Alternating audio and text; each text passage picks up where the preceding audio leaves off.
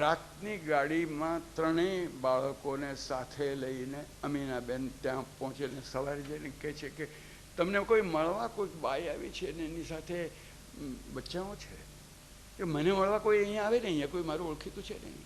ના ના ના, પણ તમારું જ નામ લે છે. હોઈ શકે જ નહીં. ના ના છે, ચાલો જોઈએ છે. તો અમીનાબેન તમે કેમ આવ્યા? રજા લેવા આવી છું. શાની રજા? જેલમાં જો એની રજા મારી પાસે લેવાની હોય તો બાપુ પાસે લેવાની હોય. ના, હું તો બાપુ પાસે તો ગઈ હતી, પણ લોકો એમ કે છે કે તારે 3 બાળકો છે તો તારાથી ન જવાય. અમદાવાદ જોયું છે ને? પોતે અમદાવાદના ધંધુકાના, પણ અમદાવાદને બરાબર જાણનાર બધા બંને. અમદાવાદ જોયું છે ને? 3 દરવાજા જાણે છે? શું બોલે? અમીનાબેન સાંભળે જ છે માત્ર. 3 દરવાજે ત્રણેય બાળકોને મૂકી દે છે. અલ્લાહ એની રક્ષા કરનાર.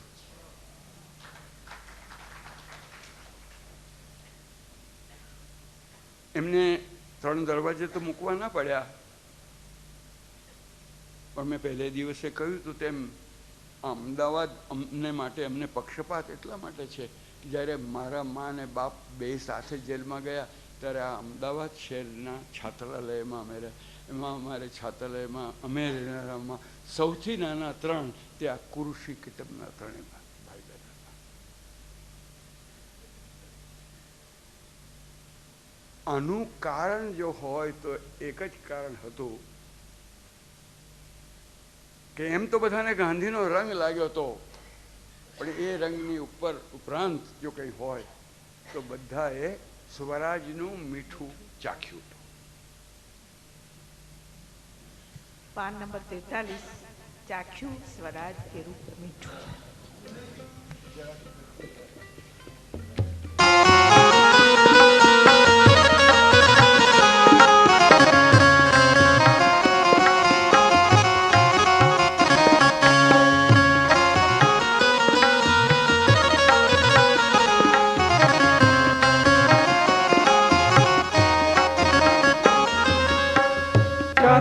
સ્વરાજ કેરું મીઠું, વાલીડા મારા ચાખ્યું સ્વરાજ કેરું મીઠું. ચાખ્યું સ્વરાજ કેરું મીઠું, વાલીડા મારા ચાખ્યું સ્વરાજ કેરું મીઠું. ગાંધીએ દાંડીના દરિયા કિનારે ચપટીઓ પાડ્યું જેવું.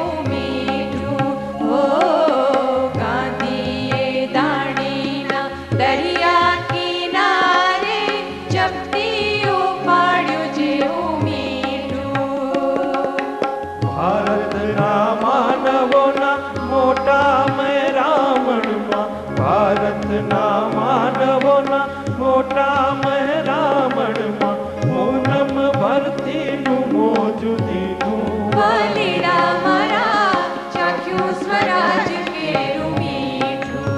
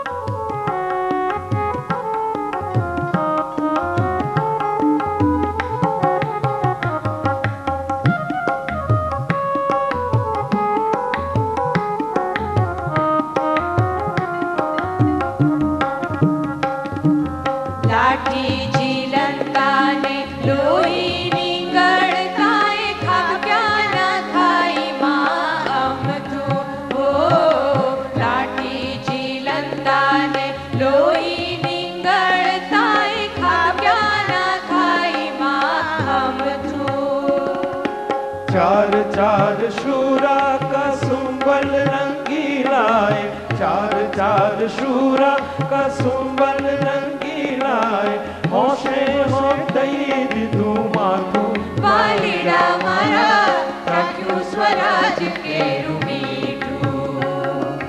गज गज फूलंती छाती सामी धरी, करता सागर बणी कोजो।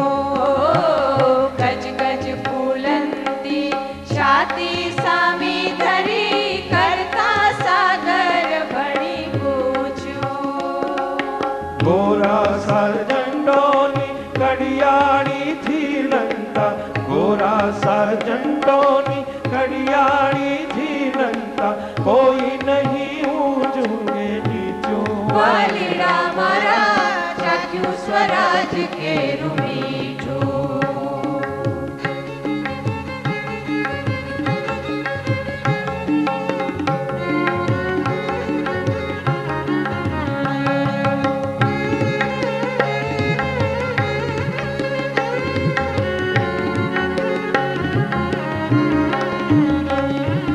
मीठा ना स्वादे अहिंसक लड़ाई मां, गजब नो जोश भरी दीदो।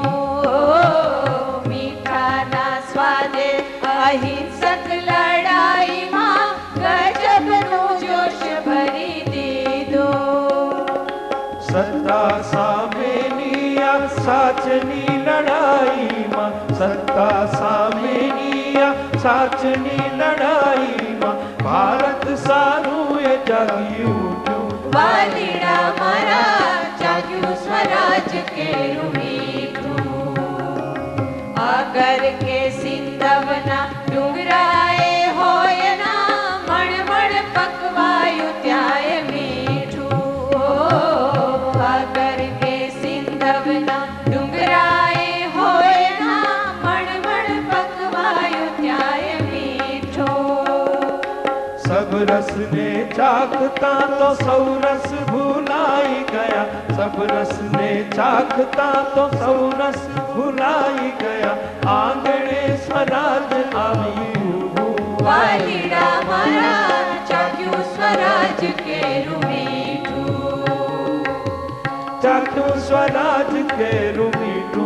वालीड़ा मारा चाख्यू स्वराज केरू मीठू। वालीड़ा मारा चाख्यू स्वराज केरू मीठू। वालीड़ा मारा चाख्यू स्वराज केरू मीठू।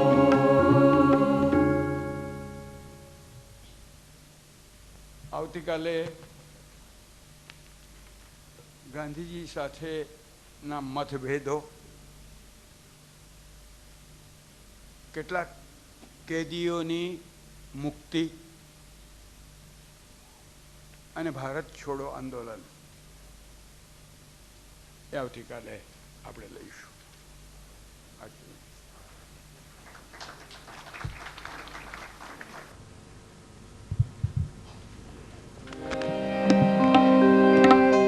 हेलो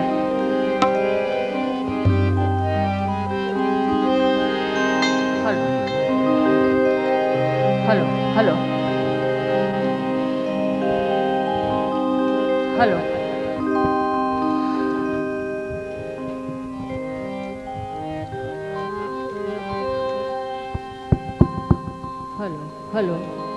हेलो हेलो हेलो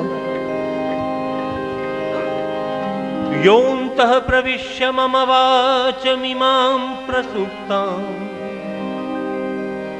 योऽन्तः प्रविश्य मम वाचमिमां प्रसुप्ताम्, सञ्जीवयत्यखिलशक्तिधरस्वधाम्ना, अन्यांश्च हस्तचरणश्रवणत्वगादीन् प्राणान्नमो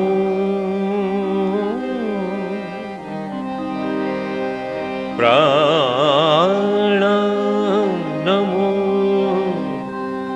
भगवते पुरुषाय तुभ्यम्। पुरुषाय तुभ्यं पुरुषाय तुभ्यं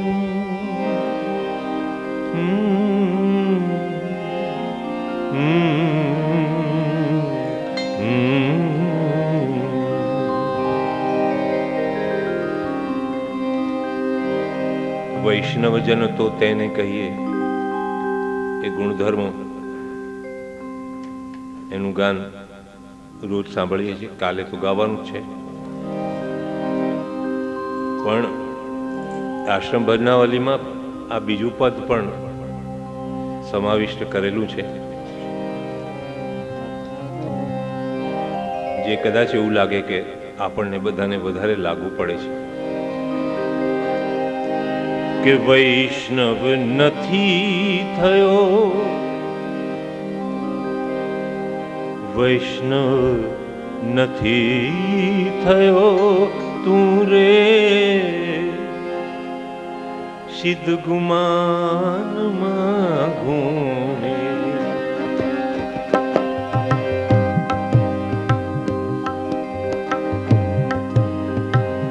હરિજન નથી થયો તું રે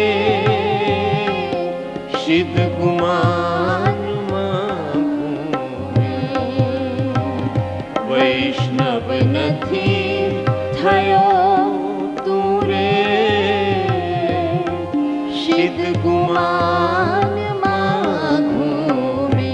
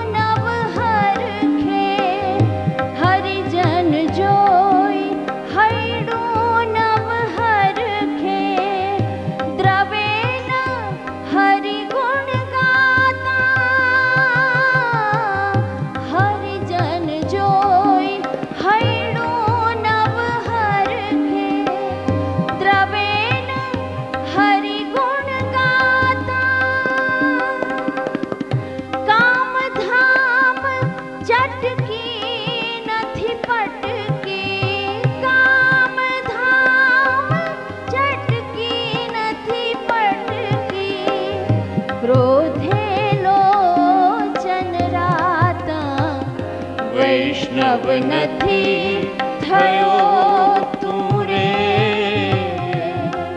સિદ્ધ ગુમાનમાં ઘૂમે.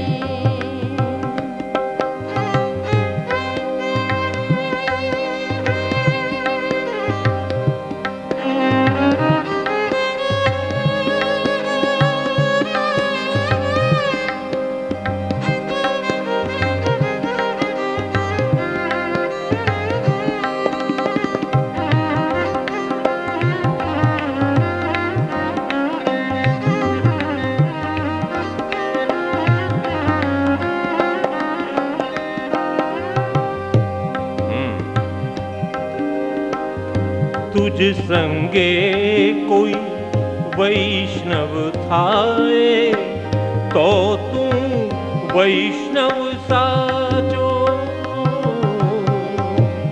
પોતે વૈષ્ણવ થાય એમ નહીં એટલું પૂરતું નથી, વૈષ્ણવત્વનો ચેપ બીજે લગાડ્યો કે નહીં.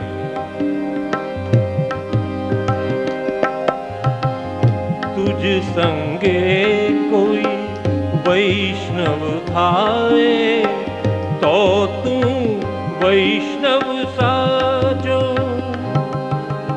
तार संग नो रंग न लागे, तार संग नो रंग न लागे, तहाँ लगी तू काचो. वैष्णव નથી થયો તું રે સિદ્ધ ગુમાનમાં ઘૂમે.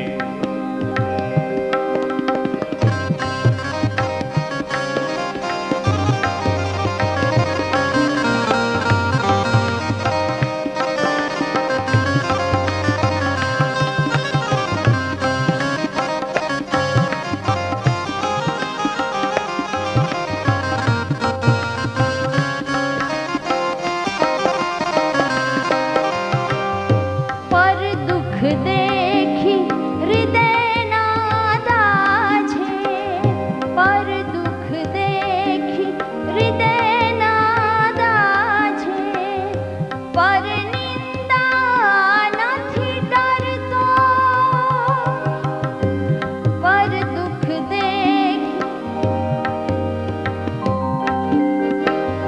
પર દુખ દેખી હૃદય નાદાઝે, પર નિંદા નથી ડરતો,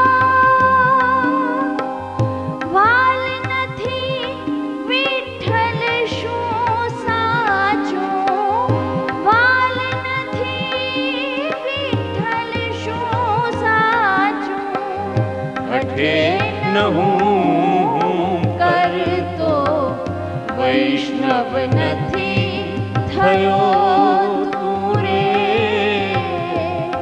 સિદ્ધ કુમાર માધો મેં।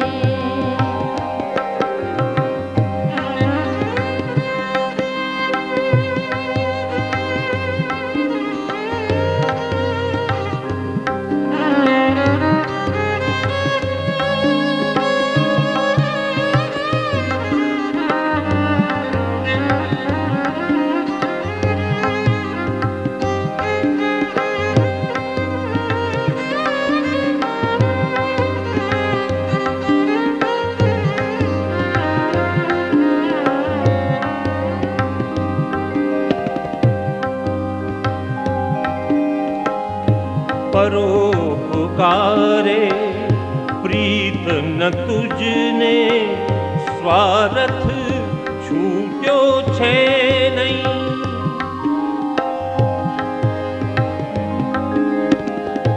પરોપકારે પ્રીત ન તુજને, સ્વાર્થ છૂટ્યો છે નહીં, કહેણી रहनी न मले, कहनी तेरी रहनी न मले, कहाँ लख्यूं तू कहनी वैष्णव नहीं थयो तू रे, सिद्ध कुमार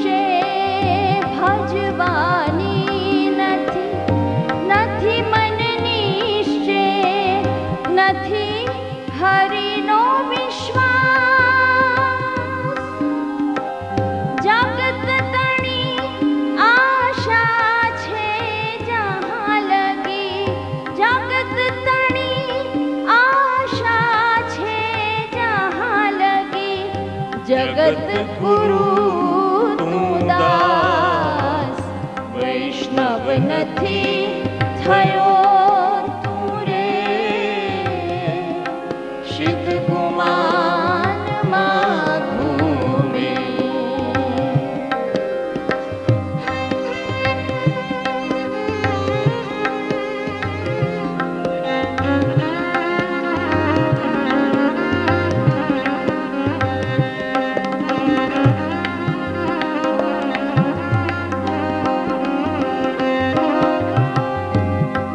કલમ દયારામની છે।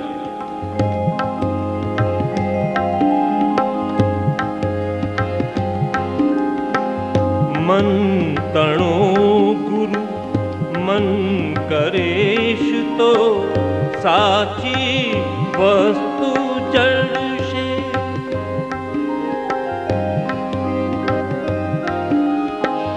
મન તણો ગુરુ મન કરેશ તો साची वस्तु जड़शे दया दुख के सुख मानपण दया दुख के सुख मानपण साचू केरू પડશે વૈષ્ણવ નથી થયો તું રે સિદ્ધ ગુમાનમાં ઘૂમે હરિજન નથી થયો તું રે સિદ્ધ ગુમાનમાં ઘૂમે સિદ્ધ ગુમાનમાં ઘૂમે સિદ્ધ ગુમાનમાં ઘૂમે.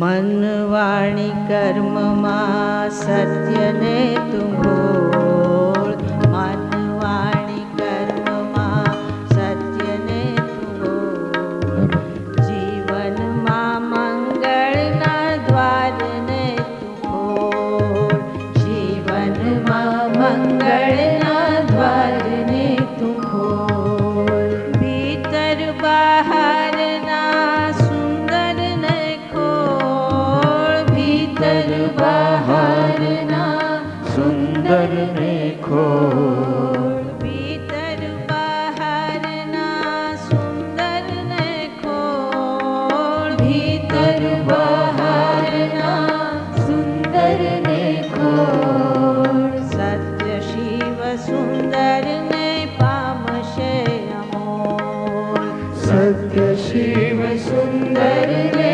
પામશે અમોલ મન વાણી કર્મમાં સત્યને તું બોલ મન વાણી કર્મમાં સત્યને તું બોલ જીવનમાં મંગળના દ્વારને તું ખોલ જીવનમાં મંગળના દ્વારને તું ખોલ ભીતર બહારના સુંદરને ખોલ ભીતર બહારના સુંદરને ખોલ ભીતર બહારના સુંદરને ખોલ ભીતર બહારના સુંદરને ખોલ સત્ય શિવ સુંદરને પામશે અમોલ સત્ય શિવ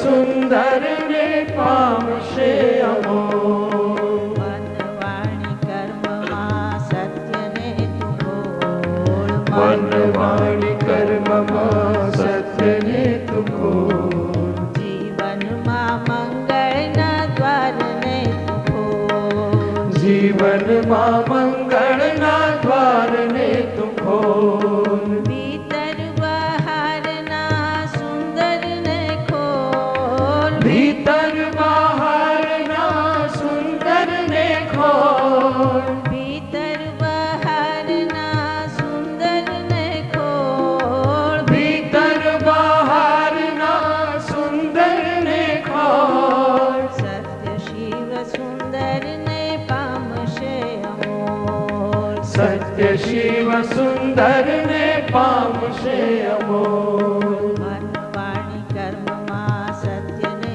તું બોલ મન વાણી કર્મમાં સત્યને તું ખોલ જીવનમાં મંગળના દ્વારને તું ખોલ જીવનમાં મંગળના દ્વારને તું ખોલ ભીતર બહારના સુંદરને ખોલ ભીતર બહારના સુંદરને ખોલ ભીતર બહારના સુંદરને ખોલ ભીતર બહારના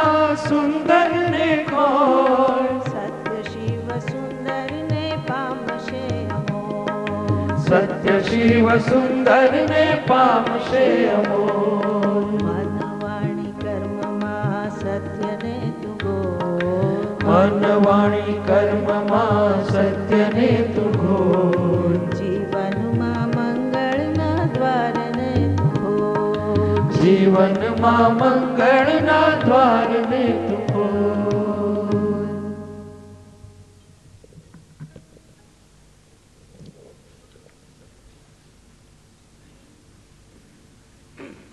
1915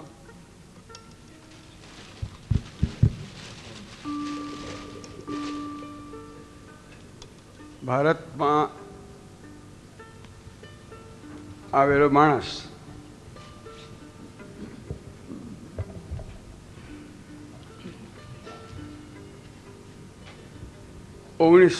ઓગણીસમાં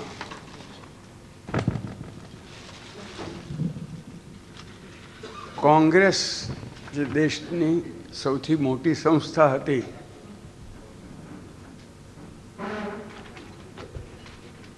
તેના નેતા તરીકે સ્થાપિત થઈ જાય છે. 1930માં સવિનય કાનૂન ભંગનો ઠરાવ જ્યારે કોંગ્રેસ કરે છે ત્યારે આખા સત્યાગ્રહનું સંચાલન કેવી રીતે કરવું, કયે દિવસે કરવું, કઈ પદ્ધતિથી એને ચલાવવું, એનું તમામ જવાબદારી એ માણસને સોંપવામાં આવે છે. એટલે સુધી કે છાપાઓ એને માટે શબ્દ વાપરતા હતા કે એમને ડિક્ટેટર તરીકે સ્વીકારવામાં આવ્યા.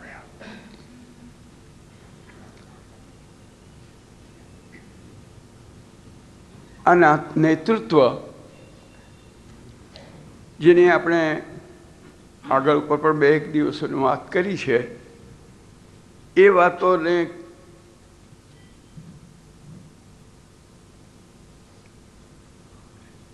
નો વિશેષ ઉલ્લેખ ન કરતા બીજા કેટલાક એમના જે લક્ષણો નેતા તરીકેના હતા એનો સહેજ ઉલ્લેખ કરીને આપણે આજે આગળ વધશું. કારણ કે 30 કરોડ માણસ દક્ષિણ આફ્રિકામાં 30,000 હિન્દીઓ હતા. એનાથી 10,000 ગણું મોટું ક્ષેત્ર છે. એમાં એણે આ કામ કરવાનું હતું. આપણને નવાઈ લાગશે પણ કોંગ્રેસનું 1919માં બંધારણ ઘડવાનું કામ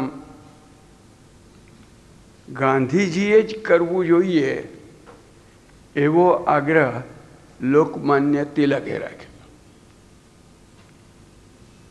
જે બે વચ્ચે મતભેદ હતો, સાધન અંગેનો મતભેદ હતો. એક કહેતા હતા કે હું તો ભાઈ ષઠમ પ્રતિ સાઠ્યમમાં માનું છું, ને બીજાએ કહ્યું કે હું ષઠમ પ્રતિ સત્યમમાં માનું છું. એ તિલક મહારાજ કહે છે કે આ દેશના આપણી સંસ્થાનું બંધારણ ઘડવાનું કામ તો આ જ માણસને સોંપવું જોઈએ. એના આગ્રહથી બંધારણ ઘડવાનું. એણે શું કહ્યું? દર વર્ષે એકવાર મળીને ઠરાવ કરનારી સંસ્થા ન રહેવી જોઈએ, આખું વર્ષ કામ કરનારી સંસ્થા હોવી જોઈએ.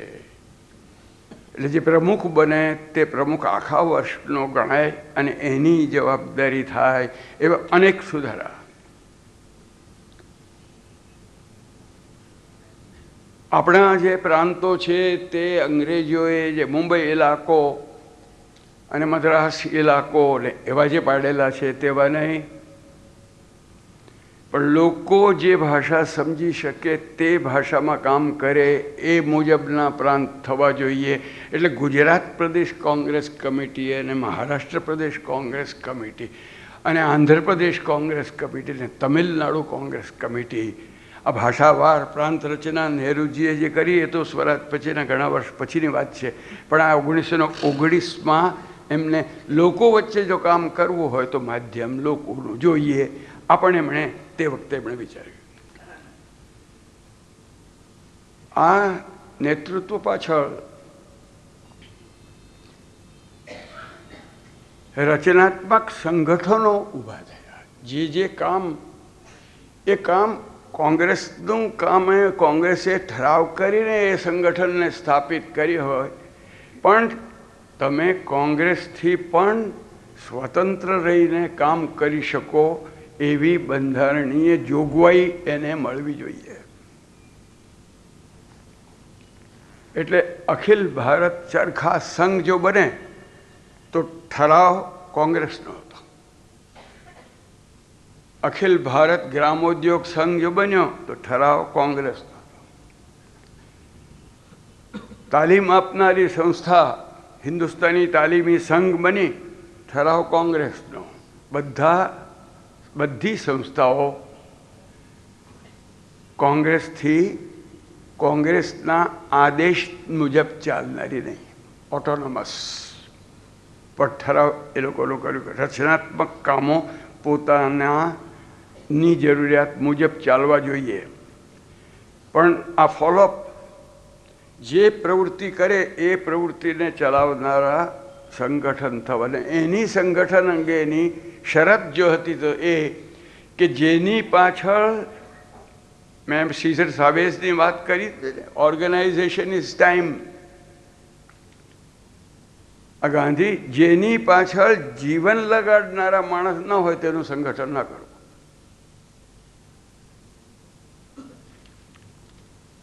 એટલે આ મેં જે સંસ્થાઓ કહી તે બધી સંસ્થાઓની પાછળ ઓછામાં ઓછો એક માણસ તો એવો હતો કે જે ગાંધીજીના ગુજરી ગયા પછી એમાંથી જેટલા જીવ્યા એણે પોતે જ્યાં સુધી જીવ્યા ત્યાં સુધી આ જ કામ કર્યું છે. ગાંધીજીના ગુજરી ગયા પછી પણ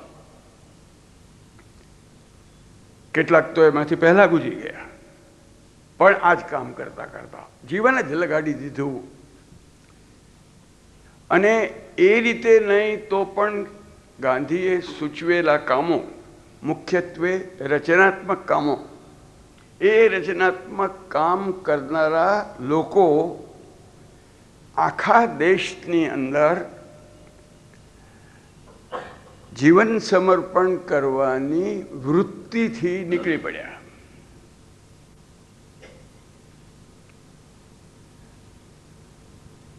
કેટલાક લોકો એમાંથી રાજકારણમાં પણ ગયા, પણ ડેપ્યુટી કલેક્ટરનું કામ છોડીને મોરારજીભાઈ જેમ રાજકારણમાં ગયા, તેમ ગોપબંધુ ચૌધરી કલેક્ટરનું કામ છોડીને રચનાત્મક કામમાં પડ્યા ઓરિસ્સાની અંદર. અનેક એવા માણસો આપણે વિચારી શકીએ, બધાને યાદ પણ મેં એક કાલે થોડુંક ધ્યાન ખેંચ્યું હતું કે કાં મુમુક્ષુ હોય કાં દેશભક્ત હોય, અને બંને પ્રવાહો જેમાં ભેગા થતા આમાં દેખાતા હતા, માટે આ લોકો એમનામાં ખેંચાતા જતા હતા. એટલે પછી એમને વિનોબા મળે છે ને મશુવાળા મળે છે, મહાદેવભાઈ મળે છે. એ તો બધા લગભગ એમની આસપાસના માણસો જેમના નામ લઈને એન્ડ્રુસ સાહેબને ગાંધીએ કહ્યું હતું કે એમના થકી મારો આશ્રમ દીપે છે. પણ જેના નામ પણ આપણામાંથી ઘણા લોકોને ખબર ન હોય એવા પણ પૂરું જીવન આપનારા અને જીવનના જે વ્રતો ગાંધીજીએ પોતાના અહીંયા આગળ આશ્રમ માટે મૂક્યા હતા એ વ્રતોને પોતાના જીવનમાં ઉતારવાને માટે નિરંતર પ્રયાસ કરનારા એવા લોકોની એક અખિલ ભારતીય નેટવર્ક.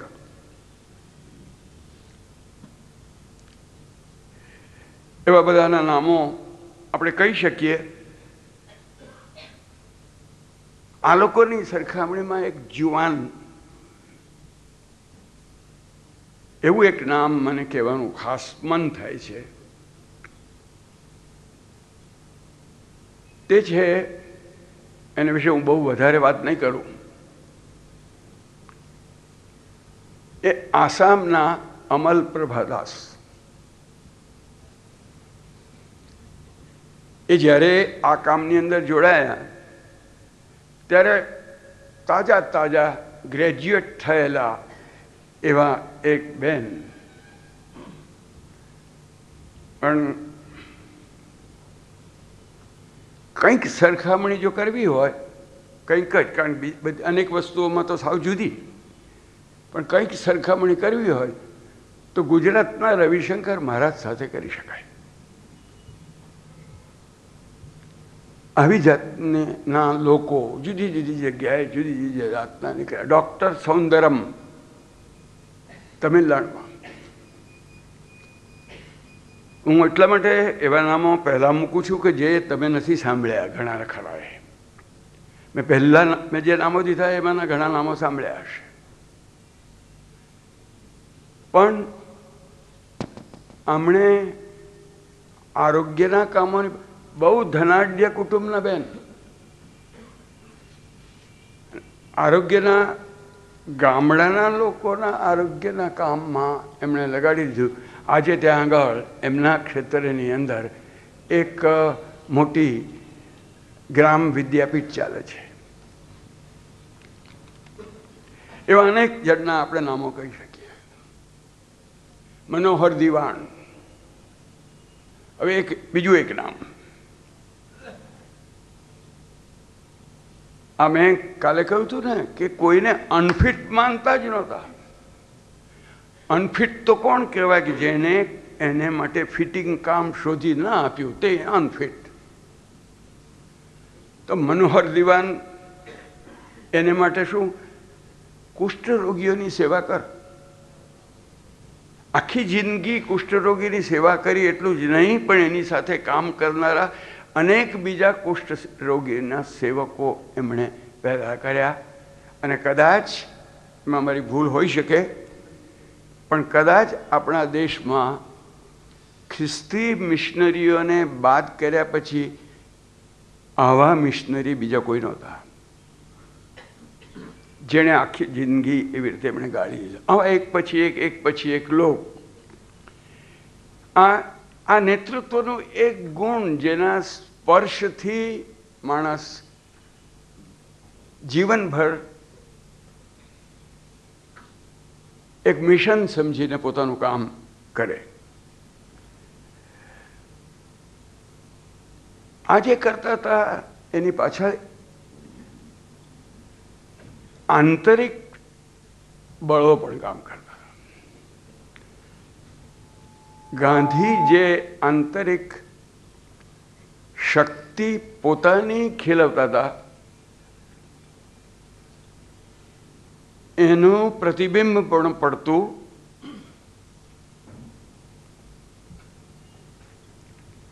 કોઈ સરોવરની ઉપર ચંદ્રનો પ્રકાશ પડે તો પ્રતિભા, પ્રકાશ વળતો પડેલો, આ લોકોની, આ ગાંધીની પ્રતિભા, આમની ગાંધીનો પડછાયો જાણે હોય ને એવી રીતે એમના આંતરિક તાકાત, જે આંતરિક તાકાતના ગાંધીના પોતાના સાધનો હતા. આ ગાંધીના આગવા સાધનો હતા. એના પહેલાં દેશમાં એ સાધનો વપરાયા હતા, પણ આ કામો માટે નહોતા વપરાયા. દાખલા તરીકે મૌન. જરૂરિયાત તો ઊભી એટલા માટે થઈ હતી, કામ બહુ રહેતું હતું, તો એકાદ દાડો જરા આરામથી આ કામ લખવા વાંચવાના જ કામમાં વાપરી શકાય એમ માનીને કર્યું હતું. પણ પછી ખબર પડી કે અરે મેં તો સાવ નાના કામ માટે આ શરૂ કર્યું, પણ આમાં તો બધી બહુ વધારે મોટી તાકાત છે. દાખલા તરીકે ઉપવાસ, જેની વાત તો અનેક રીતે કરી શકાય. 30 વાર તો જેણે જાહેર કામને માટે જ ઉપવાસ કર્યા છે, જુદા જુદા કામોને માટે. પણ કદાચ એક જ વાત કેવી હોય તો એમને એમ લાગતું હતું કે આ ઉપવાસ પાસે જઈને રહેવું એટલે શું? તો ભગવાનની પાસે જઈને એની સોળમાં, એની ક્રોડમાં બેસીને રહેવું એટલે ઉપવાસ. આ ઉપવાસ અંગેનું આ માણસનું ચિંતન. એટલે પાછા એમ પણ કહેતા કે પ્રાર્થનાથી ઉપવાસમાં મદદ મળે છે અને ઉપવાસથી પ્રાર્થનામાં મદદ મળે છે. બે પરસ્પર મદદ કરનારું એવી તાકાત એની અંદરથી ઉત્પન્ન થાય છે. એવું એક સાધન, એટલે પ્રાર્થના પણ એની અંદર આવી જ ગઈ, પણ એવું એક સાધન કાંતણ પણ હતું. કાંતણને અમારા આશ્રમમાં કાંતણ નહોતા કહેતા, સૂત્ર યજ્ઞ કહેતા હતા. બીજું કંઈ નહીં તો ચિત્તની એકાગ્રતા માટેનું એક બહુ મોટું સાધન થઈ શકે એવું તો એ હતું જ. બીજું કંઈ નહીં તો હમણાં જો તમે જશો તો યરોડા જેલમાં કેદીઓના મન પર પોઝિટિવ અસર થાય એને માટેના પ્રયત્નની અંદર કાંતણનો ઉપયોગ થાય છે. એકવાર એક ફ્રાન્સ દેશની એક કન્યા, બહુ મોટી ઉંમરની નહોતી પણ એમ કહી શકાય કદાચ તરુણી, એણે આવીને મને પૂછ્યું, હું રેટીઓ કાપતો હતો એટલે મને પૂછ્યું કે તમે કેમ રેંટીઓ કાંતો છો? એટલે મેં કહ્યું કે હું મારા મનની શાંતિ માટે રેંટીઓ કાંતો છું. એ છોકરી ઉછળી, બસ મારે આ જવાબ જોઈતો હતો. મેં 10 જણને આ સવાલ પૂછ્યા પણ કોઈક કહે છે કે મારા કપડા માટે કાંતો છું, કોઈક કહે છે કે ગરીબને માટેની લાગણી માટે કાંતો છું, પણ ગાંધી રેંટિયા ઉપર આટલો ભાર એ કોઈ મટીરિયલ કારણથી મૂકે એમ હું માનતી નહોતી. અને તમે આ જે કહ્યું એ મને સ્પિરિચ્યુઅલ કારણ લાગે છે. ફ્રાન્સ દેશની કન્યાને સમજાયું સૂત્ર યજ્ઞનું મહત્વ. ભણેલી ગણી લેતી, વિચાર કરતી હતી.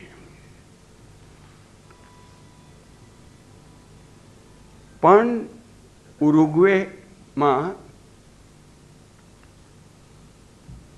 રેલવે સ્ટેશનથી 300 માઇલ દૂર એક આદિવાસી ગામમાં જવાનું થયું હતું. એટલે હું બોલું અંગ્રેજીમાં, એનું સ્પેનિશમાં ભાષાંતર થાય અને પછી સ્પેનિશમાંથી આદિવાસી બોલીમાં ભાષાંતર થાય. એ બોલે તો પાછા ઉલટા કર્મે અંગ્રેજી સુધી પહોંચે. એટલે થયું કે આ બધી ભાષામાં તો સંવાદ મુશ્કેલ થશે, પણ એના કરતાં વધારે સહેલો ઉપાય છે, ચાલો ને આપણે રેંટીઓ ચલાવીએ. એટલે બોલવું જ નહીં, આપણે કાંતવા માંડ્યું. એટલે કાંતવા માંડ્યું તો સૌથી પહેલાં તો છોકરાઓ આવે જોવા માટે, જિજ્ઞાસાથી, ઉત્સુકતાથી. એટલે છોકરાઓ જોવા આવ્યા. છોકરા જોવા આવ્યા એટલે તક મળી ગઈ, એટલે એમની માતાઓ આવી. છોકરાઓને જોવા આવ્યા હશે પણ આવતા હતા તો કાંતતા જોવા માટે. પછી મોટા આવ્યા એટલે મને થયું કે ચાલો કોમ્યુનિકેશન થઈ ગયું ચાલુ. મારે બોલવાનું હતું જ નહીં, હું તો કાંતા કરતો હતો. એટલામાં કંઈક એવું થયું કે 5-6 જુવાનિયાઓ એકદમ દોડીને હુર કરતા ભાગ્યા. મને થયું કે આ શું થયું? એટલે મેં પેલા દુભાષ્યને પૂછ્યું કે આ શું થયું? કે આમ થોભો તમે તો. એને મને જરા ધીરે ધીરે ખવડાવ્યું. 10-15 મિનિટ પછી એ જે છોકરાઓ, એ જુવાનિયાઓ હતા, એ લોકો પોતાના ખેતરમાંથી આટલો ઢગલો કપાસનો લઈને આવ્યા.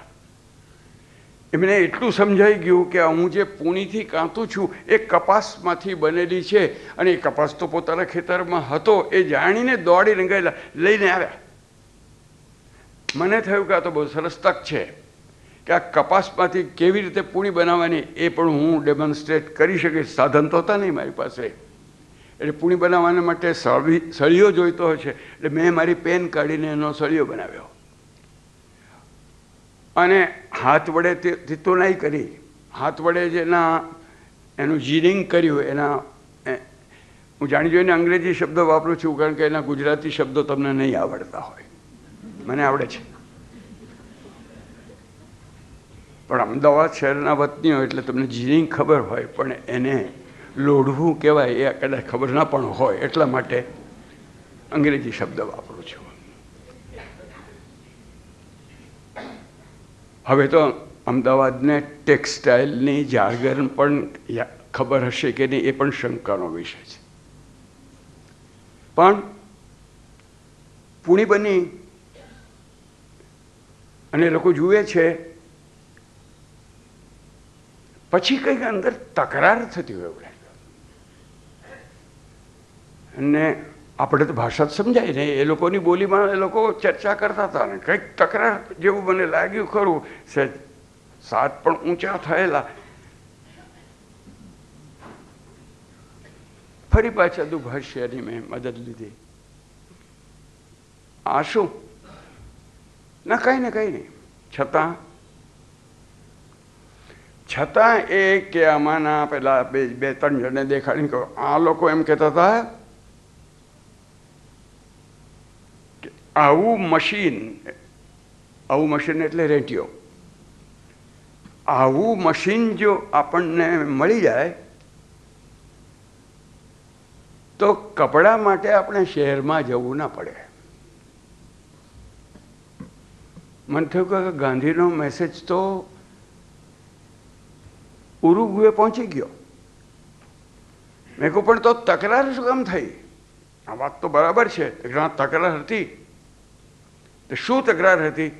તો બીજા લોકો એમ કહેતા હતા કે તમે શું વાત કરો છો, આ જે કાંતે છે, આપણા મહેમાન જે કાંતે છે એ શું માત્ર કપડાં બનાવવા માટે કાંતતા હશે? જુઓ ને બેઠા છે ટટ્ટાર, જુઓ ને બોલતા નથી, મૌન રાખ્યું છે. બોલતો તો હું એટલા માટે નહોતો, મને એની ભાષા નથી આવડતી, પણ એ મૌન રાખ્યું છે ને ટટ્ટાર બેઠા છે અને કાંતે છે.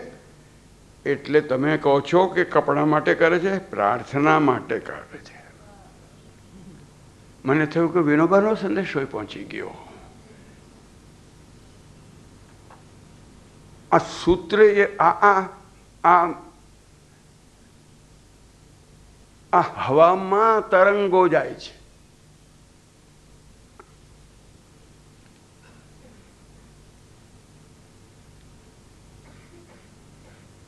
એ શું કામ ગયા હશે તરંગો?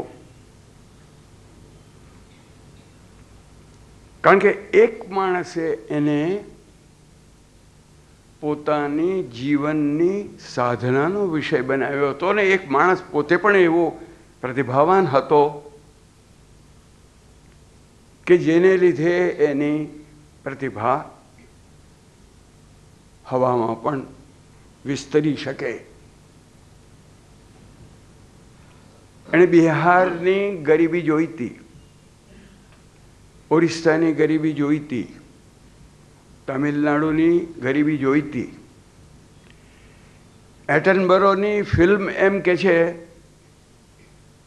કે કપડું નહોતું એટલે એણે નદીની અંદર પોતાનું કપડું ફેંક્યું. એટનબરો ની કલ્પનાની એ સૃષ્ટિ છે. ગાંધીએ જે ગરીબી જોઈતી એમાં કસ્તુરબાએ આવીને એમને ખબર આપ્યા હતા કે હું કેટલીક બહેનોને જઈને મળી કે તમે કેમ ગાંધીજીની સભામાં નથી આવતા? તો એમણે એમ કહ્યું કે અમે કેવી રીતે આવીએ કે અમે ઘરમાં 3 બહેનો છે, 3 વચ્ચે એક જ સાડી છે, એટલે અમારાથી એક જ જણ બહાર નીકળી શકે, બીજી બે બહેનો ના નીકળી શકે એવી સ્થિતિ છે. આ ગાંધીએ સાંભળેલું. મદ્રાસની બીચ ઉપર 50,000 માણસની સભા થયેલી અને એ સભામાં એ બોલ્યા કે ભાઈ આપણે સાદા કપડાં પહેરવા જોઈએ ને બહુ આપણે ઠાઠમાઠ કરીએ છીએ તે સારું નહીં. બોલતા તો બોલાઈ ગયું, પણ મૂલ્યાંકન ચાલુ. તે 3 દિવસ બરાબર એને અંગે મંથન ચાલ્યું અને મદુરઈ જ્યારે પહોંચ્યા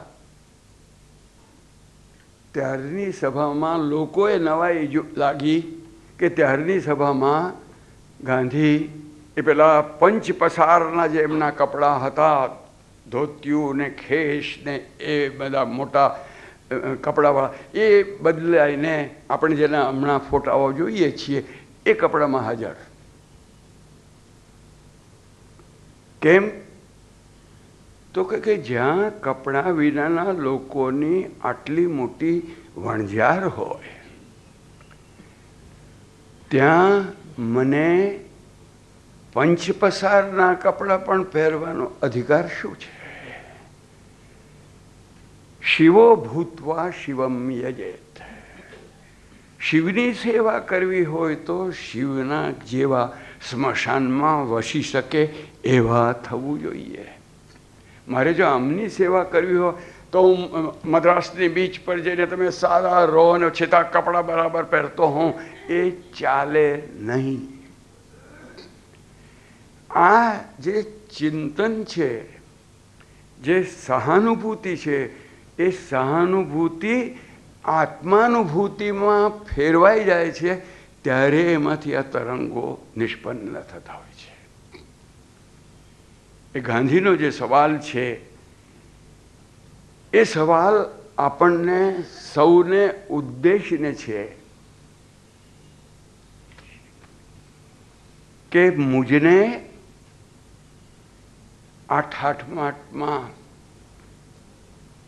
પ્રેસિડેન્ટ બુશની ભાષામાં કહું તો આ લાઈફસ્ટાઈલમાં રહેવાનો શો અધિકાર છે? પાન નંબર 39, મુજને આવા વસ્ત્રો પહેરી શીખ દેવાનો શો અધિકાર?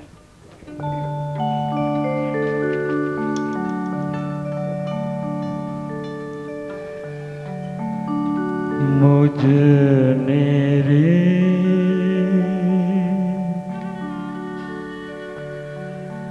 मुझने रे मुझने रे मुझने रे मुझने आवा वस्त्रो પહેરી શીખ દેવાનો શો અધિકાર. ગરીબ ગુરબાની જો હું જ્યારે વસ્ત્ર વિના આવણ ઝાડ. ગરીબ ગુરબાની જો હું જ્યારે વસ્ત્ર વિનાની આવણ ઝાડ. મુજને આવા વસ્ત્રો પહેરી શીખ દેવાનો શો અધિકાર. શો અધિકાર, શો અધિકાર, શો અધિકાર, શો અધિકાર. કંઈક દીઠા જાતે મેવા હાલતા ચાલતા કંકાલ જેવા કંઈક દીઠા જાતે મેં એવા હાલતા ચાલતા કંકાલ જેવા એક જ્યાં ઝૂંપડે લાજ छिपाए બીજું શકે ત્યારે નીકળી બહાર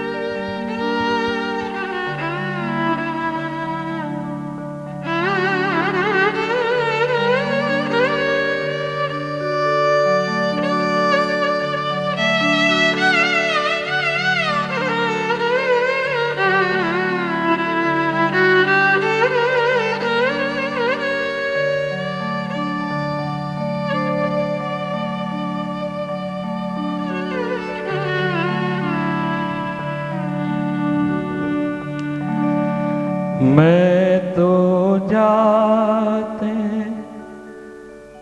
वस्त्रोधार्या ठाठ माठना पंच पसार मैं तो जाते वस्त्रोधार्या ठाठ माठना पंच पसार एम करंता પહેરું જે એટલાના અધિકારી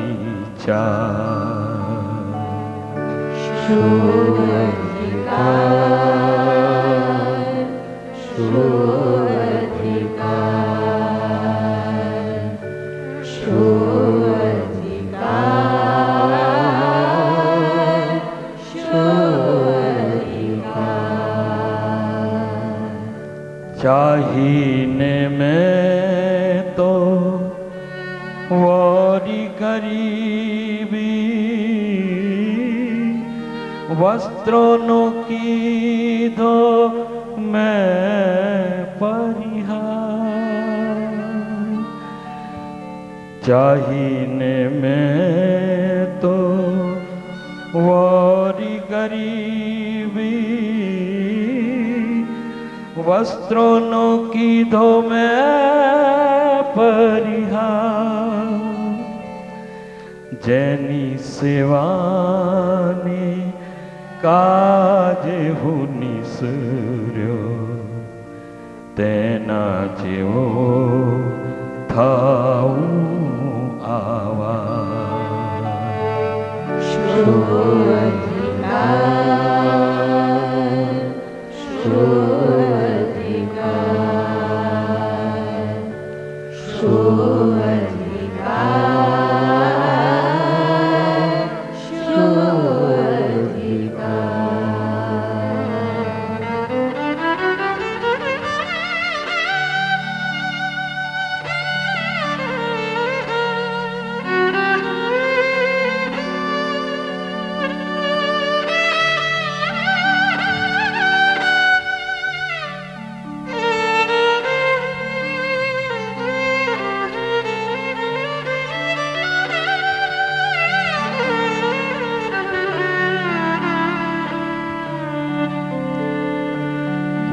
મારી ગરીબી માંગીને લીધી,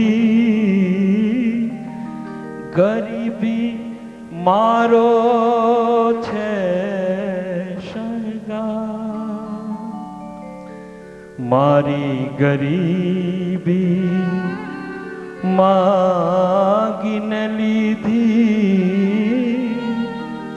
ગરીબી મારો છે શણગાર, મમ અંતરના તાર મિલાવે એની સાથે જે લાચાર, શું અધિકાર, શું અધિકાર, શું અધિકાર, શું અધિકાર. એમને જો હું ઉદ્યમ આપું, વાપરે બાવડા જોર લગા, એમને જો ઉદ્યમ આપું, વાપરે બાવડા જોર લગા, સ્વરાજ કેરો સ્વાદ ચાખે, વાપરે જ્યારે નિજ ઓજાર,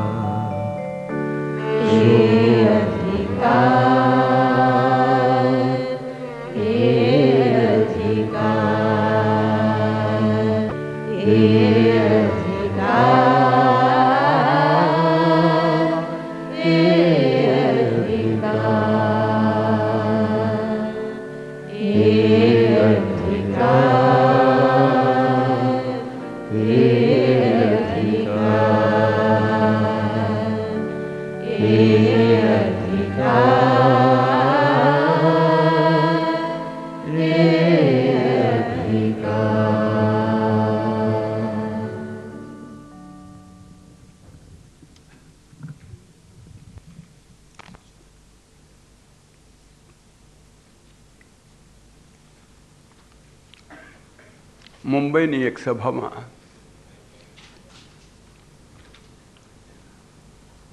પોલીસે અચાનક છાપો માર્યો.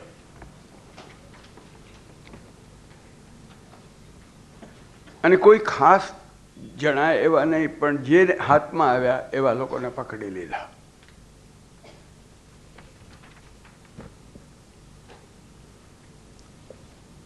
અને વાહનમાં ચઢાવે છે ત્યારે એક બહેન કંઈક મૂંઝાતી નજરે આમ તેમ જુએ છે, અને પછી એક ભાઈને જોઈને જરા બોલાવે છે.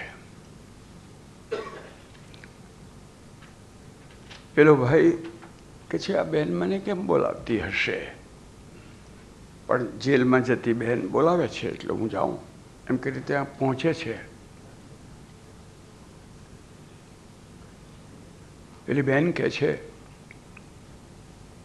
હું તો સભામાં ભાષણ સાંભળવા આવી હતી, પણ મને લઈ જાય છે એટલે જેલમાં જ લઈ જઈશ. મેં મારી કાનની બુટ્ટી અને સોનાની બંગડીઓ અને બીજા થોડાક ઘરેણાં જે શરીર પર પહેરેલા હતા ત્યાં મારા રૂમાલમાં વીંટીને રાખ્યા છે. મારું આ નામ છે અને મારું આ સરનામું છે, ત્યાં જરા પહોંચાડી દેજો.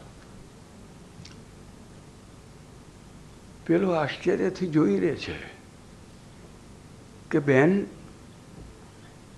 તને તો હું પહેલી વાર જોઉં છું, તે મને પહેલી વાર જોયો, તારા આ બધા ઘરેણા ઉતારીને તું મને આપી દે છે, હું મારે ઘરે ઉપાડી જાઉં તો જાઓ જ નહીં ને?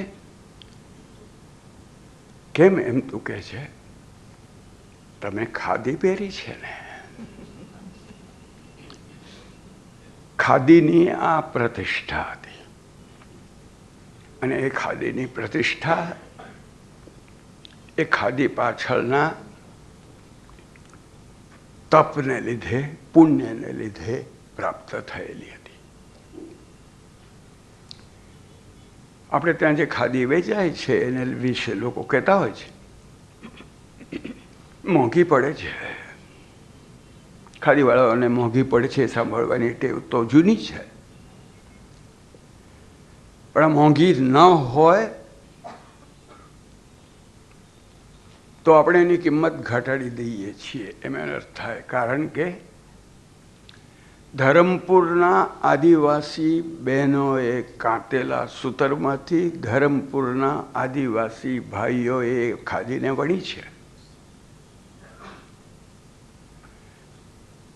કચ્છના કારીગરો જેમનો ધંધો ભાંગી રહ્યો છે, એમણે કુદરતી રંગમાંથી જે પેદા થાય એમાંથી એને પ્રિન્ટ કરી છે, છાપી છે અથવા રંગી છે. અને હજુ વધારે નજીક જો જઈએ તો એમાં જે રેડીમેડ કપડાં છે તે અમદાવાદના હુલ્લડમાં જેમણે પોતાના સગા ગુમાવ્યા છે એવી વિધવા બહેનોને હાથે એ સિવાયેલા છે. આ બધાની જરા કિંમત જોડી અને પછી કહેજો કે આ સસ્તી છે કે મોંઘી છે, તો એ આપણને મોંઘી નહીં લાગે.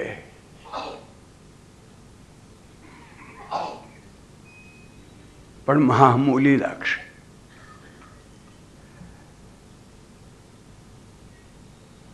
ગાંધીજીના રચનાત્મક કામ એ ગાંધીજીની 3 મુખ્ય દેણમાં એક છે.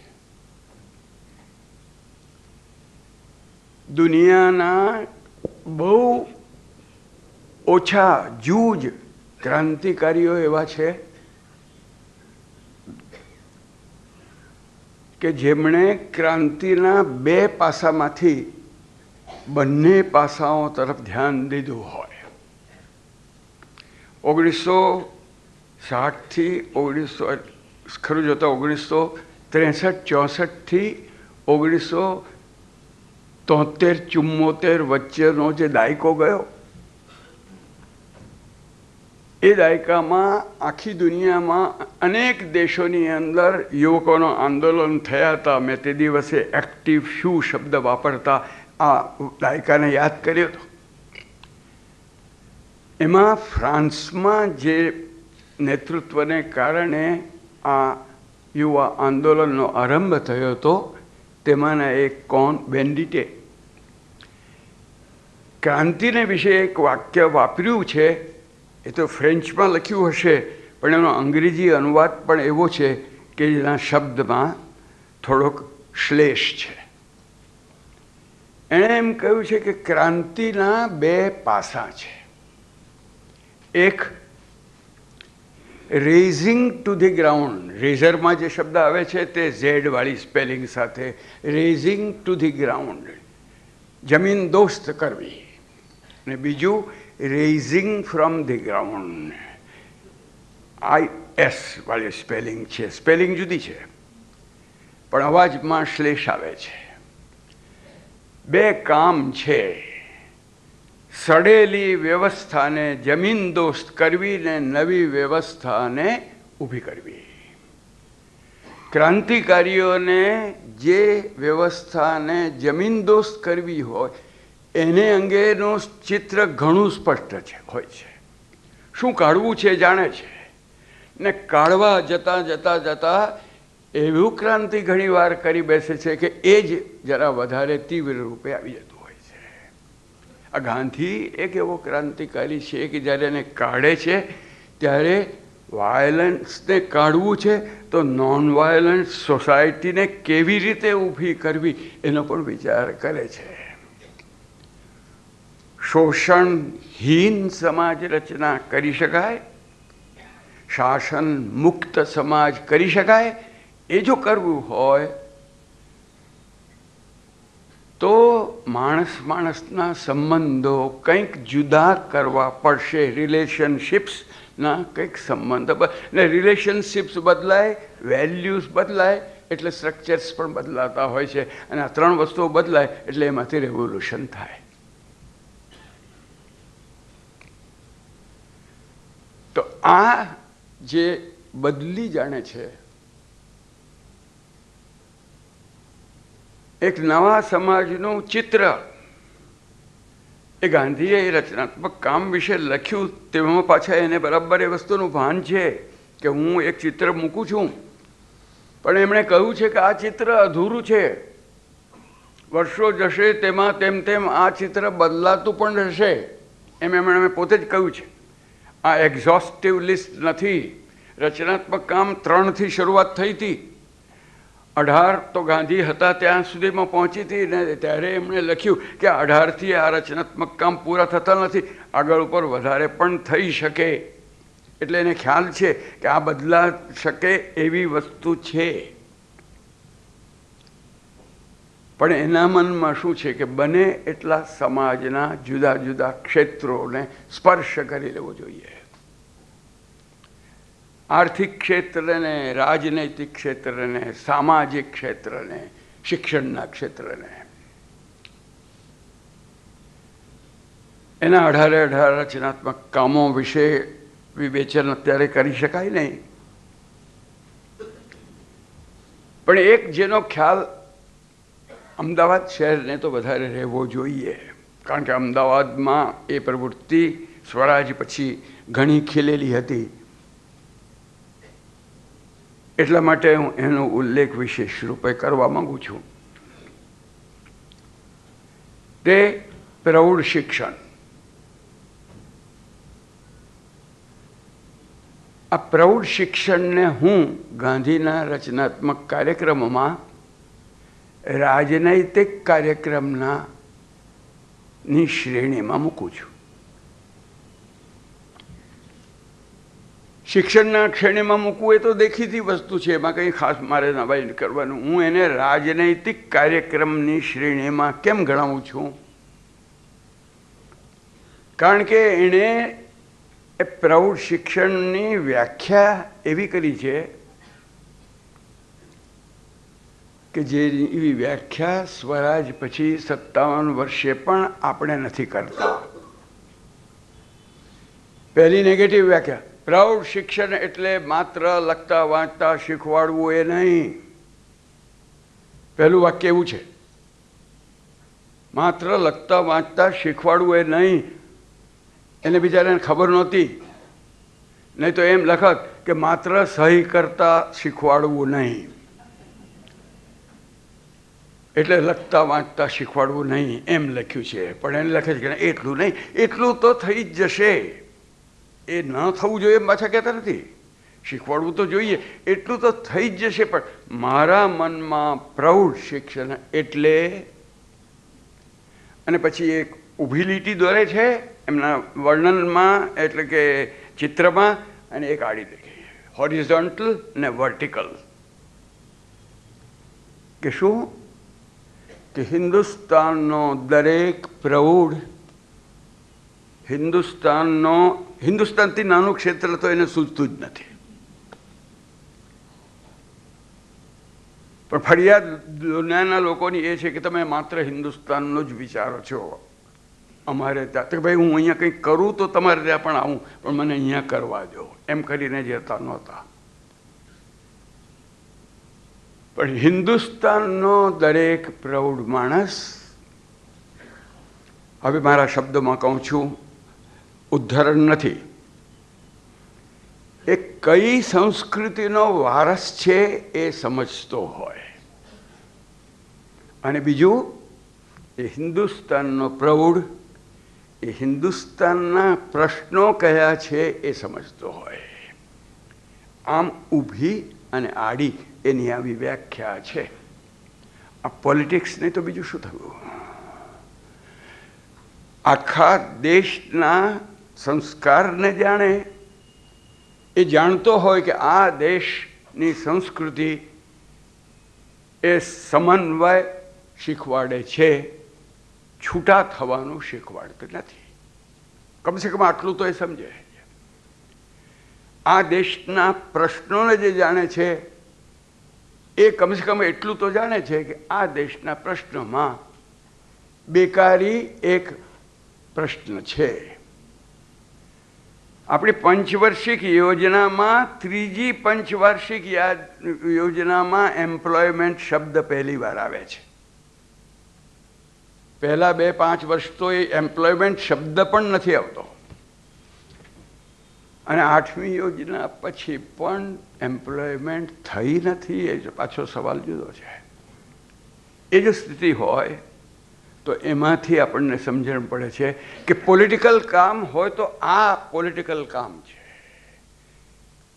સાવ વિષયાંતર છે, પણ એટલી છૂટ લઈને હું કહું છું કે દિલ્હીની એક સભામાં જયપ્રકાશજી જ્યારે સંઘર્ષના આંદોલનમાં ને એમાં હતા, ત્યારે એક સભામાં આપણા દેશના એક જમાનામાં વડાપ્રધાન થયેલા એવા ચૌધરી ચરણસિંહ સભામાં પ્રમુખ હતા, અને સભા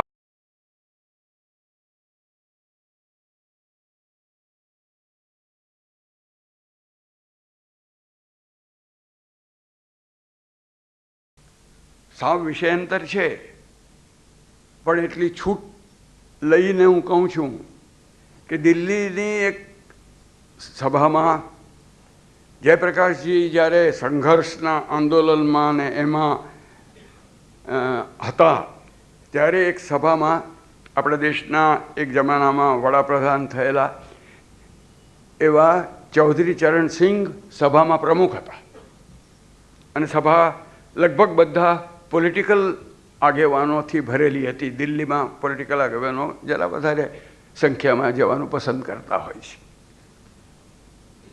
એટલે એ લોકોથી ભરેલી સભા હતી, અને આ પ્રમુખ હતા. પણ ચૌધરીજીએ એમ કહ્યું કે સામાન્ય રીતે તો પ્રમુખ સૌથી છેવટનો બોલતો હોય છે, પણ આપણે જયપ્રકાશને સાંભળવા આવ્યા છે અને એમની જ વાતને આપણે મગજમાં લઈને જઈએ, માટે એ છેલ્લા બોલશે. મારે બોલવાનું છે તો હું પહેલાં બોલી દઉં.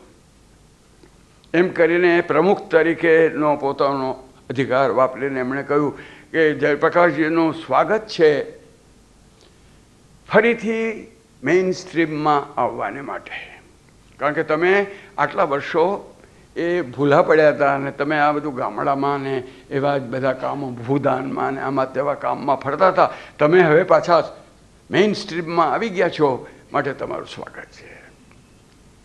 જયપ્રકાશજીએ પૂછ્યું કે આ દેશનું મેઇન સ્ટ્રીમ એ દિલ્હી છે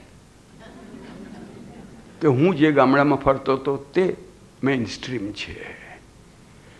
દેશનું મેઇન સ્ટ્રીમ એટલે આપણું કેન્દ્ર, દેશનું મેઇન સ્ટ્રીમ એટલે પ્રથમ પુરુષ એકવચન. આપણે એ જરાક વિચાર કરવો જોઈએ. દેશનું મેઇન સ્ટ્રીમ એ દેશના છેવટે જોઈએ તો આપણું બંધારણ જોઈએ તો બંધારણમાં જે માણસને છેલ્લો મતાધિકાર માણસ છે તે છેલ્લામાં છેલ્લો માણસ પણ મેઇન સ્ટ્રીમ છે, અને એની બહુ મોટી સંખ્યા છે. એટલે કે ભાઈ ભૂલા પડેલા તો તમે છો, હું ભૂલો પડેલો નહોતો.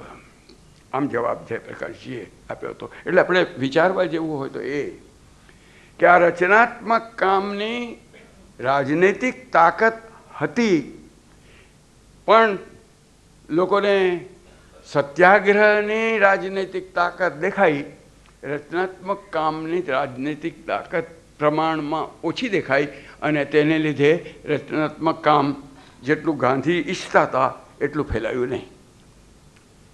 પણ તેથી એ રચનાત્મક કામનું મહત્ત્વ એ જરા પણ ઓછું થતું નથી. બધા રચનાત્મક કામોની હું વાત નહીં કહું. નવજીવને આજે જે જાહેરાત કરી એને માટે એમને અભિનંદન. પણ મને જો એ ખબર હોત કે નારાયણ કથામાં જે પુસ્તકોનું નામ લેવાનો છે એની પર 50% કમિશન મળવાનું છે, તો હજુ હું નવજીવનના બીજા ઘણા પુસ્તકોના નામ લઈ દઈશ. ને હજુ તો બીજું એક દિવસ બાકી પણ છે. પણ હું રચનાત્મક કામો એનું ધ્યેય અને દિશા નામની ગાંધીજીની નાનકડી ચોપડીનો મારા મનમાં ખ્યાલ આવ્યો, એટલા માટે કહ્યું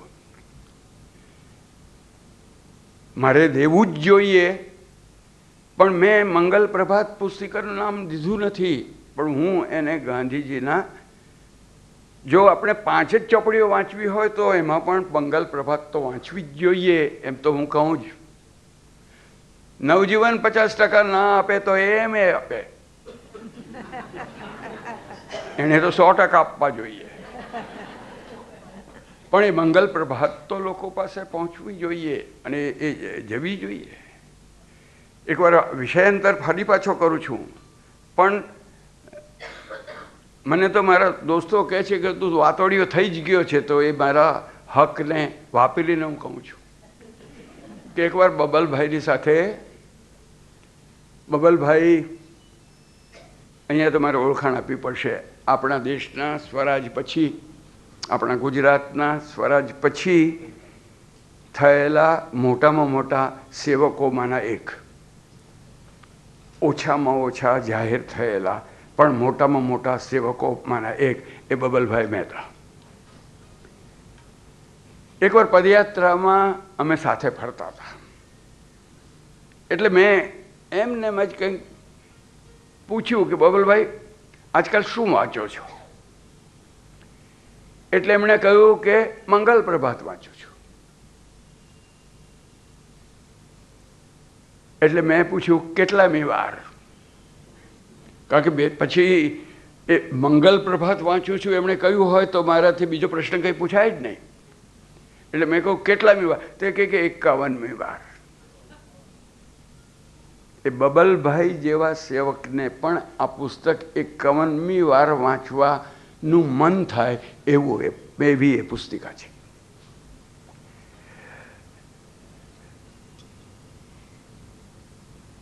આ રચનાત્મક કામની આટલો ઉલ્લેખ કરીને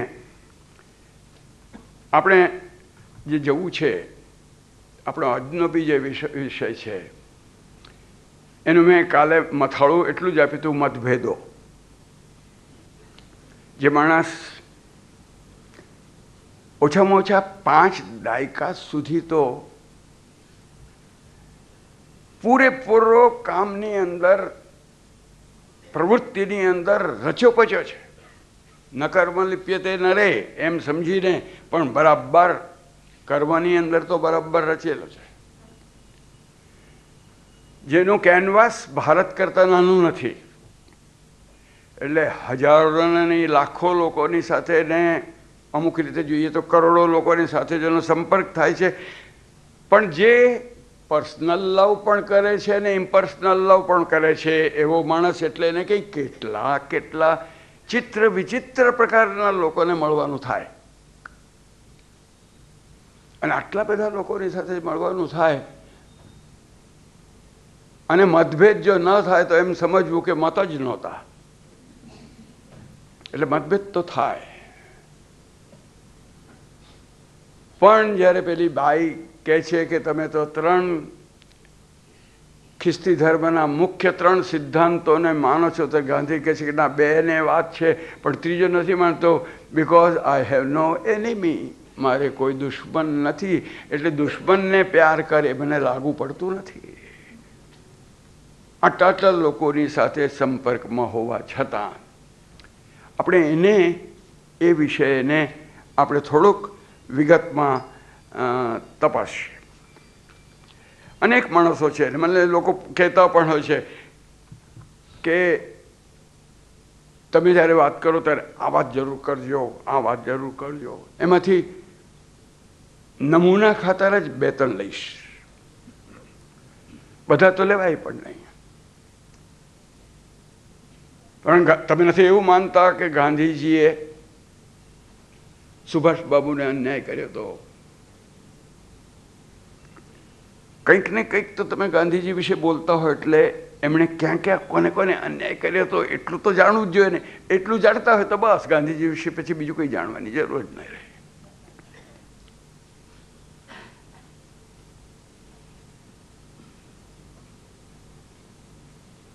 પહેલી વાર જ્યારે પોતે પોતાની ICSની પરીક્ષામાં બહુ સારી રીતે ઉત્તીર્ણ થયા પછી મુંબઈના મણિભવનમાં ગાંધીજીને મળ્યા.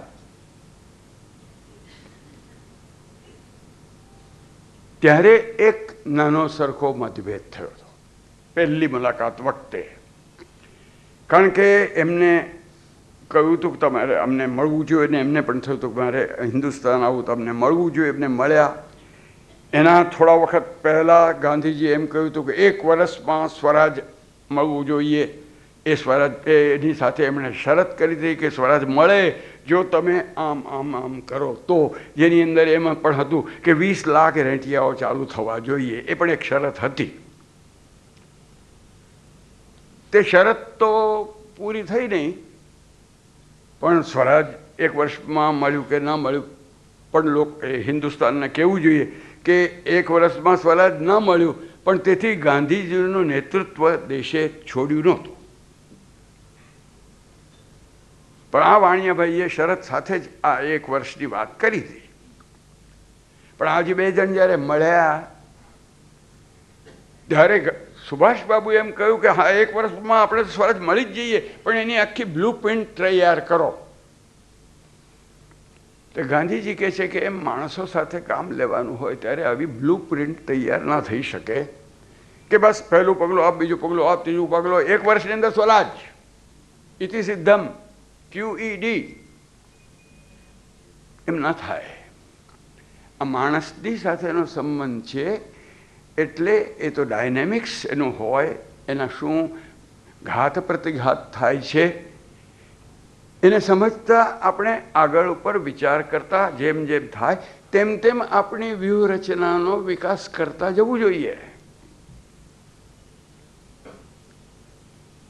પેલા તરુણ હતા અને ઉત્સાહ હતો એટલે જલ્દી થવું જોઈએ. અને આ માણસ તો હજુ કોઈ બ્લુ પ્રિન્ટની વાત નથી કરતા તો શું તો કે તમે ચિત્તરંજન દાસને મળજો એમ કરીને પછી એ લોકોની મુલાકાત ત્યાં પૂરી થઈ. પછી એમની ઉતાવળ ફરી પાછી બીજી વાર. કોંગ્રેસનો ઉદ્દેશ્ય ઇન્ડિપેન્ડન્સ હોવું જોઈએ. ઇન્ડિપેન્ડન્સ. ગાંધીજી કહેતા કે સ્વરાજ લખેલું છે એનો અર્થ જ ઇન્ડિપેન્ડન્સ થાય એટલું પૂરતું છે. પણ નહીં, બીજા લોકો ત્યાં આગળ બાપ બેટાનો સંઘર્ષ હતો. મોતીલાલ નહેરુ કહેતા હતા કે ડોમિનિયન સ્ટેટસ હોવું જોઈએ અને જવાહરલાલ નહેરુ કહેતા હતા કે ઇન્ડિપેન્ડન્સ હોવું જોઈએ. અને જવાહરલાલ અને સુભાષબાબુ આ બાબતમાં સાથે હતા. એ લોકોના મતભેદો એટલા થયા